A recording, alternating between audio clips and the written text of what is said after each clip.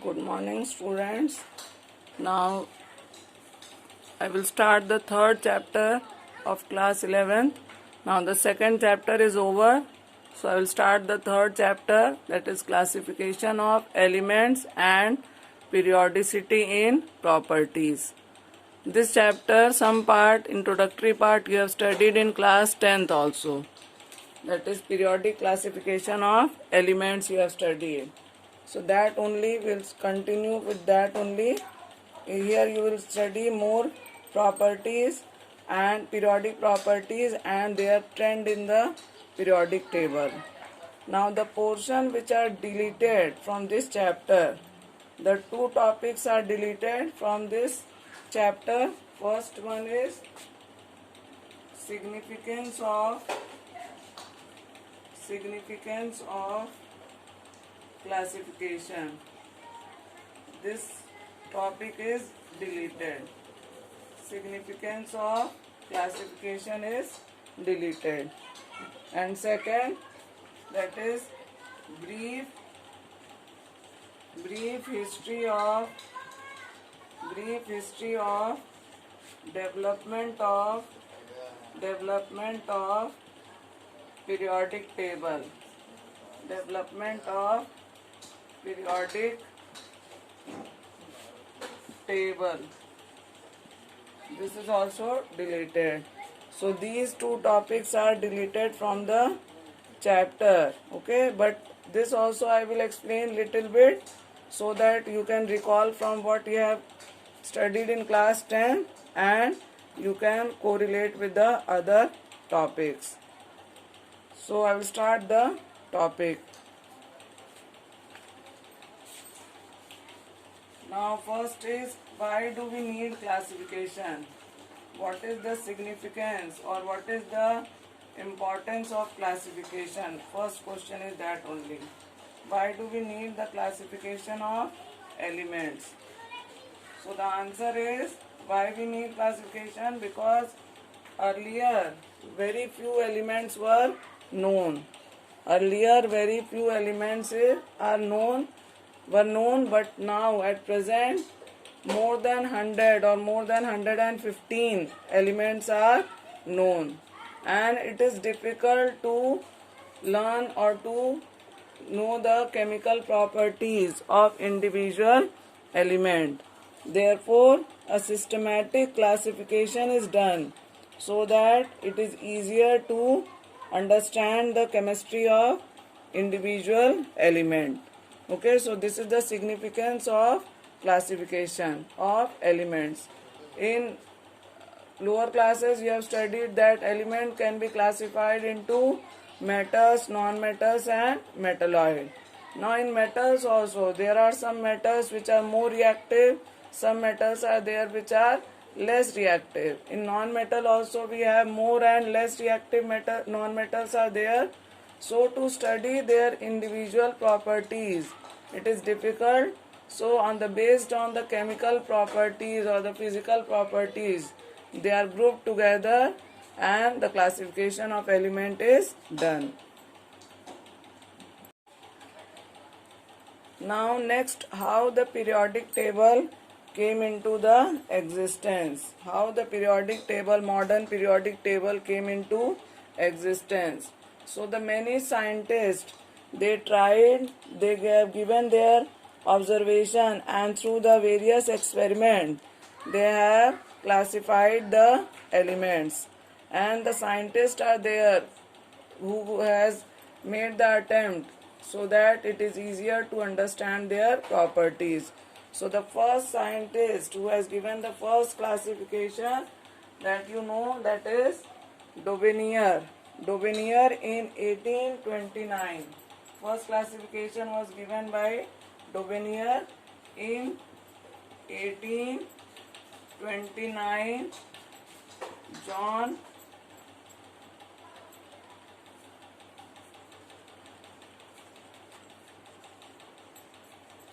Daubigny in 1829. John Daubigny observed that there is a similarities in the physical and chemical properties among the group of three elements. He observed the similarity among the group of three elements, and he called these three elements, group of three elements, as a triad. Group of three elements, he called them triad. They are having the similar physical and chemical property, and this classification therefore known as Dobenier triad. This classification is therefore known as Dobenier triad. So what is Dobenier triad? He arranged the elements which are having the similar chemical and physical property in a group of three in increasing order of their atomic mass. In increasing order of their atomic mass. What he observed? He noted that the atomic mass of the middle element, is equal to the average of the atomic mass of first and third element. For example, he has given the first triad, that is of lithium, sodium and potassium. He has given the first triad, lithium, sodium and potassium. They are having the same chemical and physical property, and they are arranged in the increasing order of their atomic mass. Lithium have atomic mass 7, then sodium have atomic mass 23, and potassium have atomic mass 39. What he observed? That the atomic mass of middle element, that is sodium, is equal to atomic mass of sodium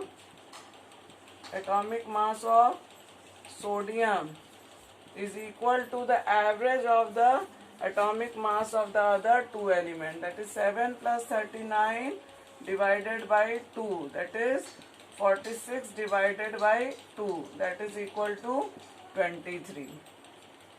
So this was the Dobenier triad given by John Dobenier. This was the first attempt to give the classification of element, and he has given the three triad. That is, first is lithium, sodium, potassium, then chlorine, bromine, iodine, and third is calcium, strontium and barium. This you have already read in class 10. The second triad, that is chlorine, bromine and iodine. Atomic mass of chlorine 35.5, bromine that is 80, and iodine 127. And the third triad, that is calcium, strontium, barium. Calcium that is 40, strontium 88 and barium 137. You can just find out the average atomic mass of first and third element. It will come nearly equal to the atomic mass of the middle element.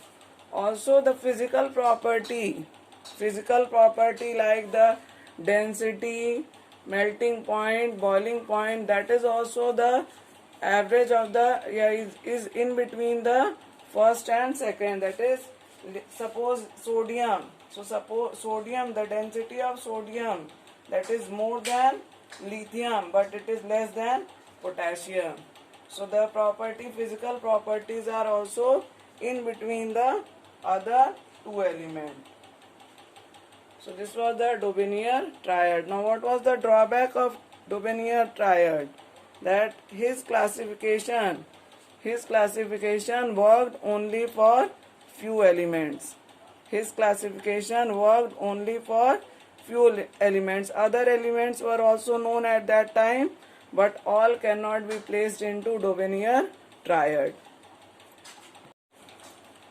Now the second classification, that was given in 1862.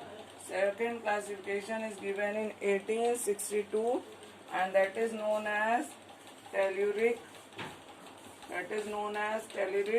screw, or this is also known as helix, telluric screw or helix, and it was given by scientists A.E.B.D.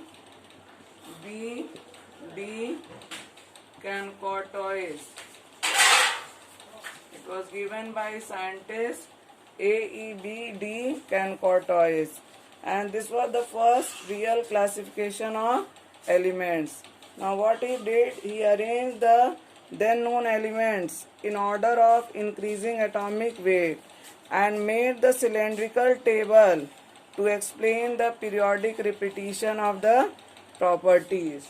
So how he has done the classification? He has made the cylindrical column.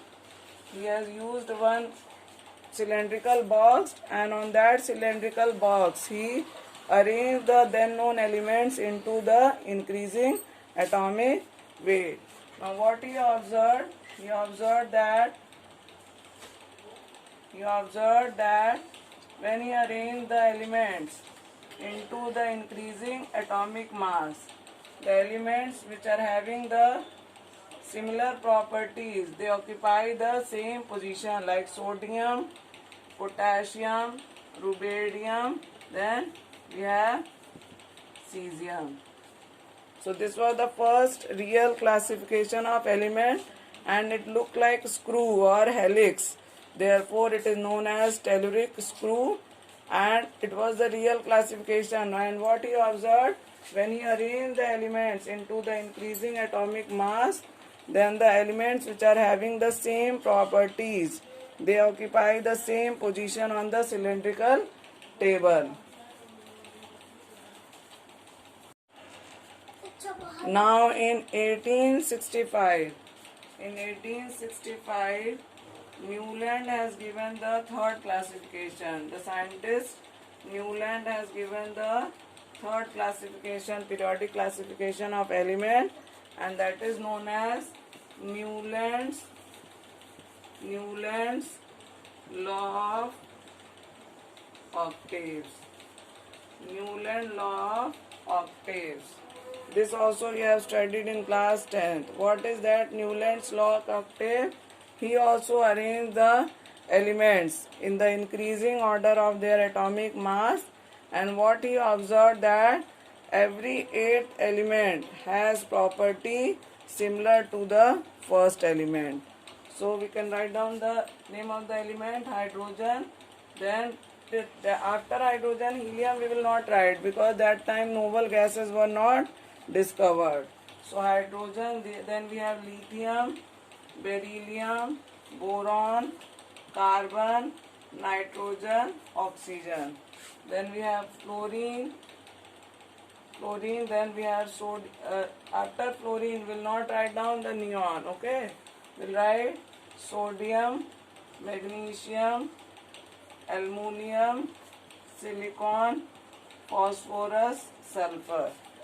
Then we have chlorine, potassium, calcium. Till calcium only we will write down, because it was applicable only till calcium. It was applicable to lighter elements only. This was the demerit of Newland law of octave. So what was the demerit? This is the classification, that he arranged the elements in the increasing order of their atomic mass. What he observed? He observed that every eighth element, that is sodium, is the eighth element from lithium. So the every eighth element have properties similar to the first element. Lithium is also metal, sodium is also metal. Here we can see the eighth element, fluorine, and the first element is hydrogen. Hydrogen also occur as a molecule H2, and this occur also as a molecule F2. So the properties are similar. So from the eighth word, the word come octave. This is the Newland's law of octave. And what was the demerit?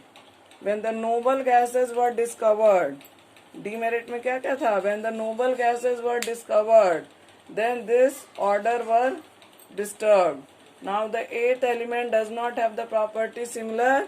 Ninth element will have the property similar to the first element. Second, he said that only 56 elements exist in the nature. He said that only 56 elements exist in the nature, but later on many more elements were discovered. And his table is applicable only to the lighter element. Till calcium only it is applicable. Many more demerits are also there, that also you have studied. Here one more application is there, that a limitation, that is cobalt and nickel. He placed the elements with a dissimilar property into the same group. The cobalt and nickel, they are metal, but they are placed along with the hydrogen, fluorine and chlorine. Iron is also placed somewhere here. So iron is also not having properties similar to oxygen and sulfur. Iron is having properties similar to cobalt and nickel. So these are the demerits of Newland's law of octave.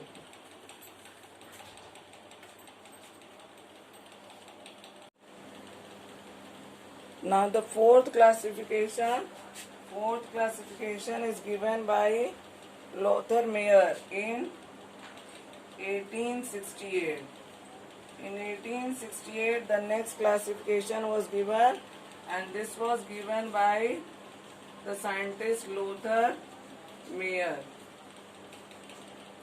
This was given by scientist Lothar Meyer, and this classification is known as Lothar Meyer's atomic volume curve. This classification was known as Lothar Meyer's atomic volume curve. Now why it is known as atomic volume curve? Because he plotted the graph between the atomic volume of the elements and the atomic weight. He plotted the graph between the atomic volume and the atomic weight of the element, and he observed the changes in the pattern in the graph. Now this is the graph plotted by the Lothar Meyer.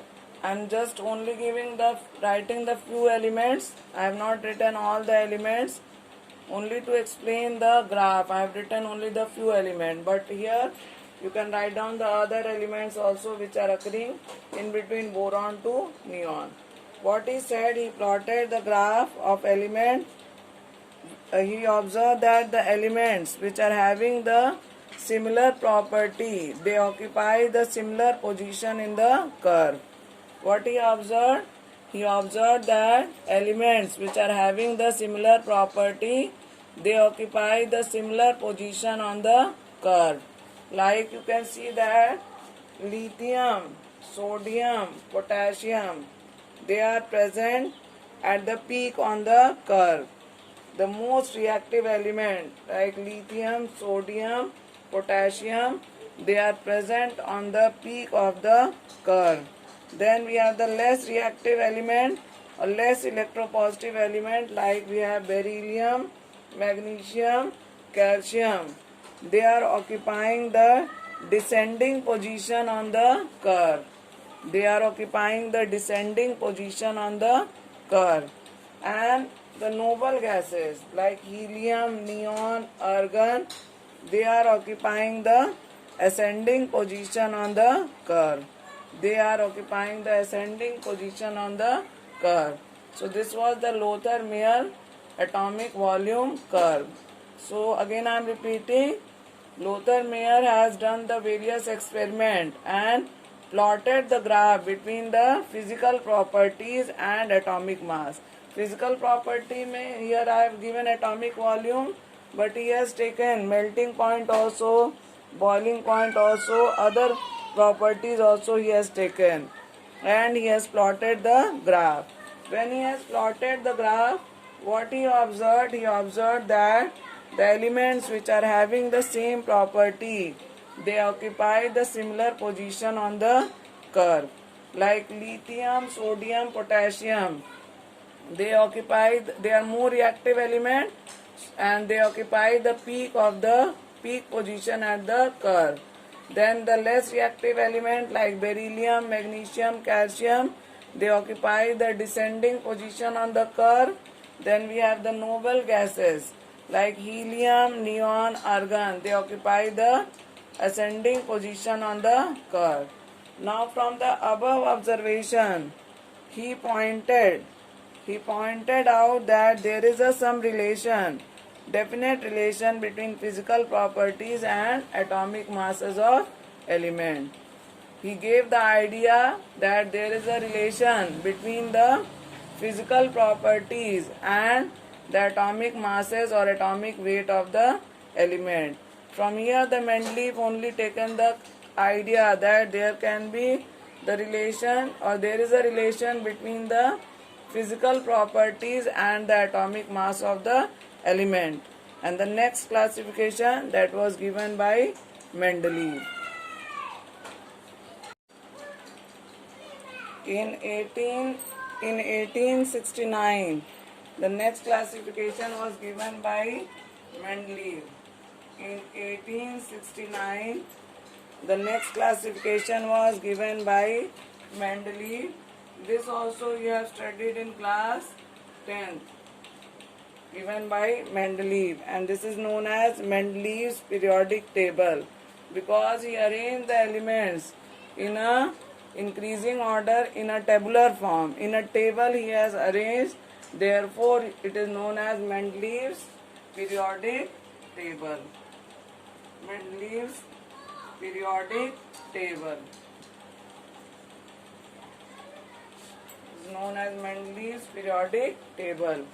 Now how he has classified the elements or how he has made his periodic table, he has taken the two criteria. First criteria was that he arranged the elements in increasing order of atomic masses or atomic weight, anything you can write. Okay, he arranged the elements in increasing order of atomic masses. In chemistry, the mass and weight is same. In physics, it is different. Okay, either you write atomic weight or atomic mass. So he arranged the elements in increasing order of the atomic mass. And second, the classification was based on the general formula of oxides and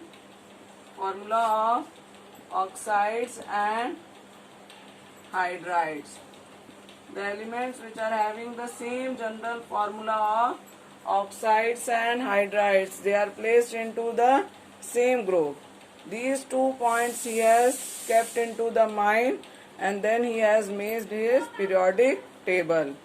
And he has also given the law that is known as periodic law. What is the periodic law?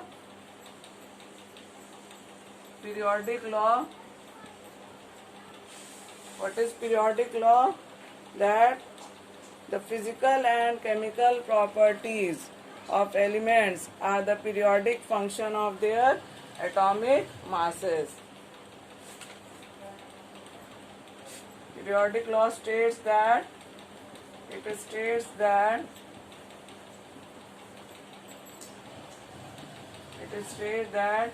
chemical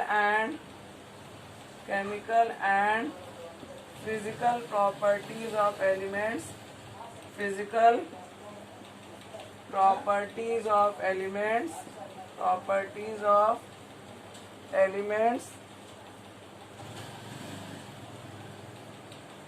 are periodic function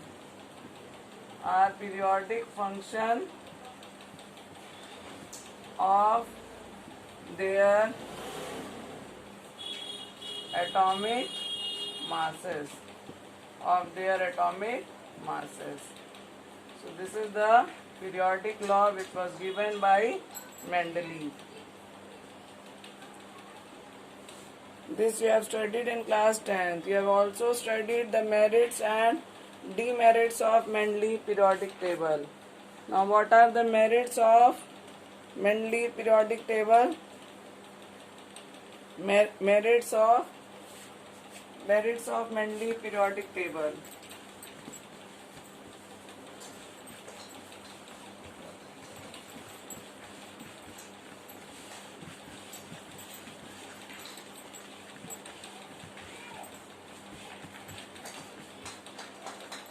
He divided the table into 9 groups. In Mendeleev periodic table there were 9 groups. 9 groups, that is vertical column. Vertical column. There are 9 vertical columns in the Mendeleev periodic table. They are known as group.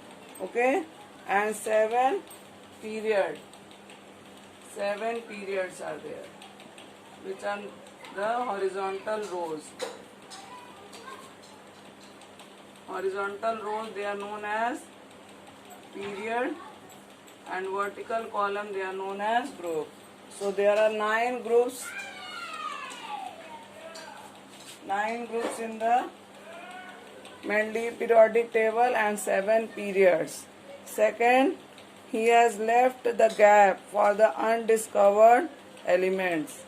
Second merit, that he has left the gap for the undiscovered element. What were those undiscovered elements? That is boron, gallium and silicon.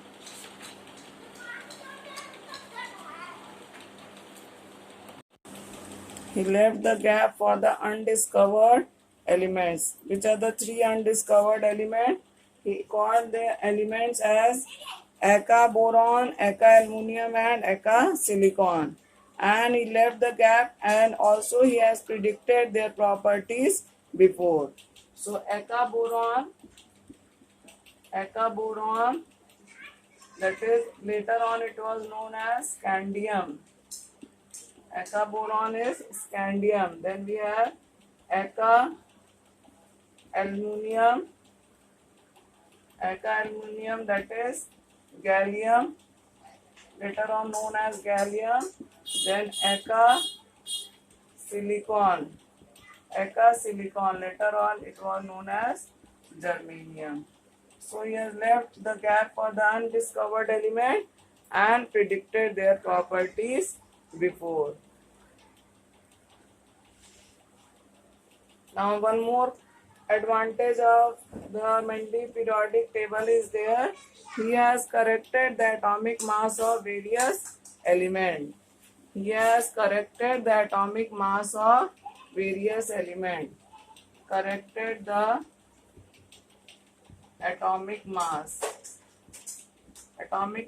of various elements. Corrected the atomic mass of various elements. Which are those elements whose mass he has corrected? They are beryllium, platinum, then we have gold and indium. Corrected the mass of beryllium, platinum, gold and indium. How he has corrected? The beryllium mass at that time, it was known as 13.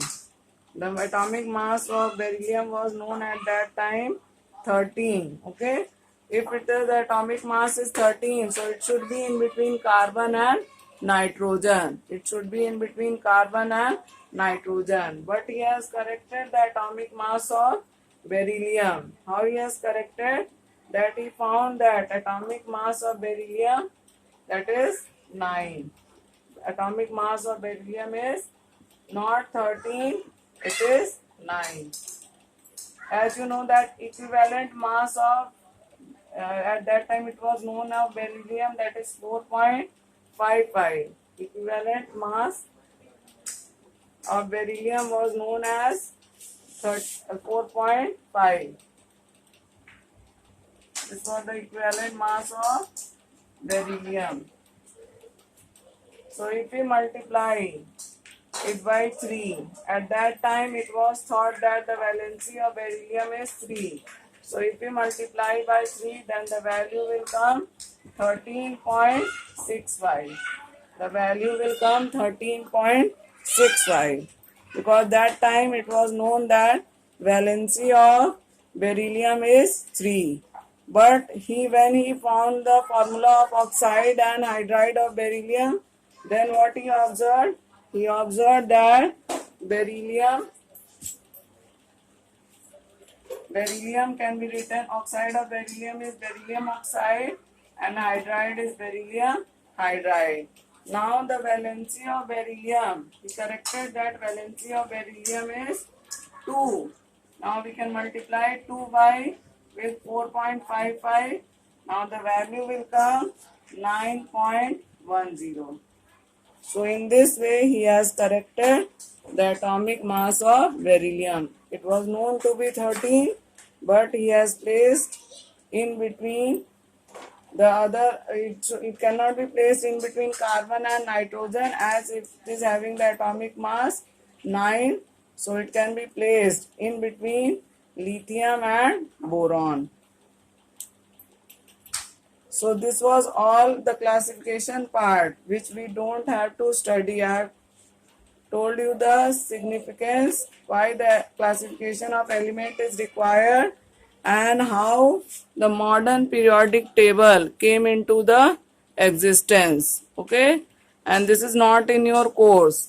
Now from the next lecture we will start the modern periodic table. Thank you.